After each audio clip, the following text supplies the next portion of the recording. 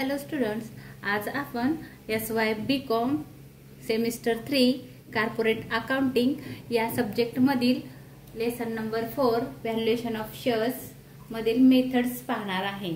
सर्वात प्रथम तुम्हाला मेथड कोणकोणत्या आहेत व्हॅल्युएशन ऑफ शेअर्सची व्हॅल्यू फाइंड करण्यासाठी त्या पाहणं गरजेचं आहे।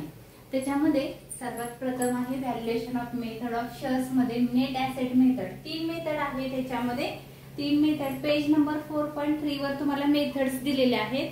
त्याच्यामध्ये तीन मेथड आहेत। एक आहे नेट ॲसेट मेथड,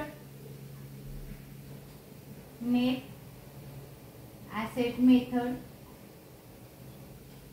दुसरी आहे fair value method, fair value method, आणि तिसरी आहे यील्ड बेस मेथड।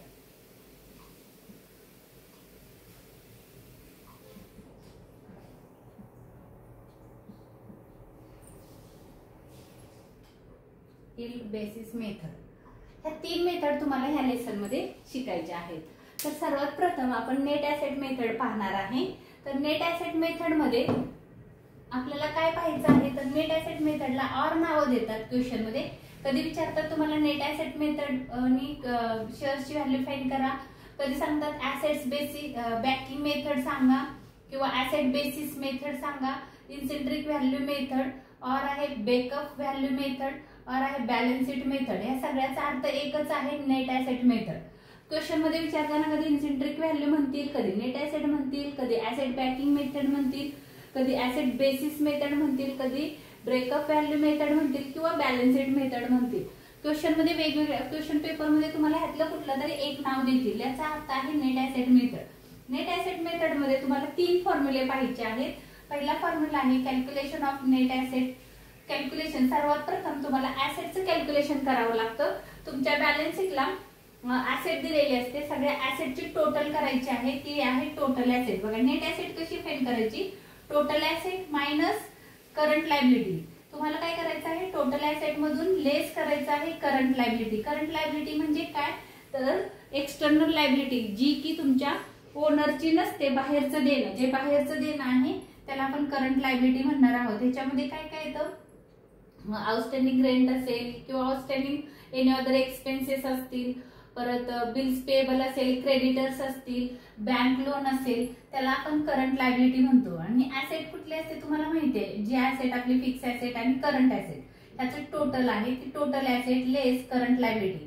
सर्वात प्रथम तुम्हाला नेट ॲसेट फाइंड करावे लागते।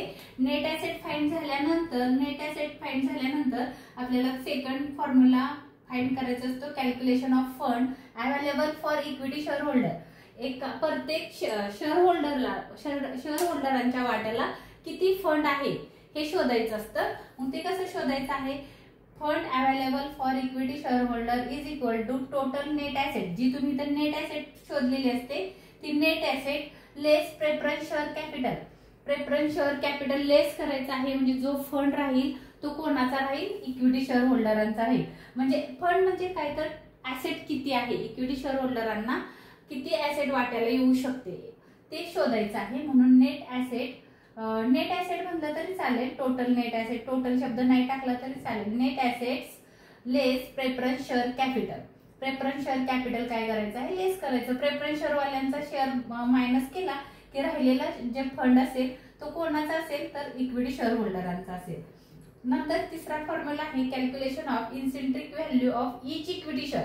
प्रत्येक शेअर होल्डराच्या वाट्याला किती ॲसेट येते, म्हणून इन्सेंट्रिक व्हॅल्यू म्हणजे नेट ॲसेट व्हॅल्यू आहे। इन्सेंट्रिक value of each equity shares is equal to fund available for equity share holder divide by number of equity share. बघा जे पण तुमचा हा फंड आलेला आहे, 2 नंबरच्या कॅल्क्युलेशनचं जे आन्सर आहे ते आन्सर तुमचं वर येईल आणि त्याला number of equity share holders येतील, किंवा इक्विटी शेअर्स जे नंबर ऑफ शेअर्स आहे ते येईल। अशा तीन मेथडनी तुम्हाला काय करायचं आहे, ही पहिली मेथड आहे, ही पहिला फॉर्म्युला आहे, हा दुसरा फॉर्म्युला आहे, हा तिसरा फॉर्म्युला आहे। हे तीन फॉर्म्युल्यानी तुम्हाला ह्या ॲसेटची व्हॅल्यू फाइंड करता येते, शेअर्सची व्हॅल्यू फाइंड करता येते। तर हा आहे नेट ॲसेट मेथड, कशी कॅल्क्युलेट करायची त्याचे मी फॉर्म्युले तुम्हाला दिलेले आहेत। नेक्स्ट व्हिडिओमध्ये मी तुम्हाला नेक्स्ट व्हिडिओमध्ये आपण फेअर व्हॅल्यू मेथड शिकणार आहोत. तर ह्याचा स्क्रीनशॉट घ्या आणि हे लर्न करून ठेवा. हे लर्न केल्याशिवाय तुम्हाला कोणते फॉर्म्युले यूज करायचे ते कळणार नाही. हा लेसन इझी आहे, तर एक्झामच्या दृष्टीने हा महत्त्वाचा लेसन आहे. हा व्हिडिओ आवडला असेल तर लाईक करा, शेअर करा, सबस्क्राईब करायला विसरू नका. थँक्यू.